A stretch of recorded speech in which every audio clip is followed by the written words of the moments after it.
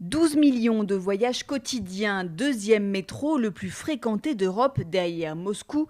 Avec le début du déconfinement, les transports en commun en région parisienne représentent un défi majeur.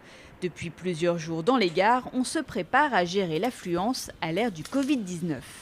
Ça peut paraître paradoxal pour la SNCF de demander à ce qu'il y ait le moins de voyageurs possible.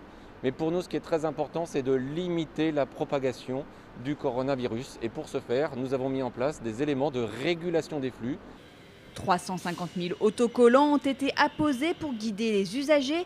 Une attestation d'employeur sera indispensable pour voyager aux heures de pointe et le port du masque obligatoire sous peine d'amende de 135 €.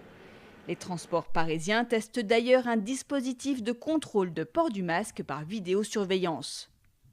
Et même s'il est recommandé de privilégier les heures creuses, avec 60% des trains en circulation et un siège chaude utilisable, la crainte pour les habitués des wagons bondés est de ne pas pouvoir conserver les distances recommandées. Certains se tournent donc vers les alternatives. Le marché de la bicyclette est en plein boom. Moi, en fait, je suis terrorisée à l'idée de prendre les transports en commun. Je dois traverser tout Paris quand je vais reprendre sur site. Et donc, du coup, je me renseigne pour un vélo électrique, voilà. De manière à... En plus, les beaux jours sont là, donc je pense que c'est ce qu'il y a de mieux. Dans les communes proches de Paris, de nouvelles pistes cyclables temporaires ont d'ailleurs été créées pour l'occasion sur les routes. Mais beaucoup d'habitants des banlieues reprendront leur voiture. Ce lundi pourrait donc aussi marquer le retour des embouteillages dans un Paris quasi désert depuis 2 mois.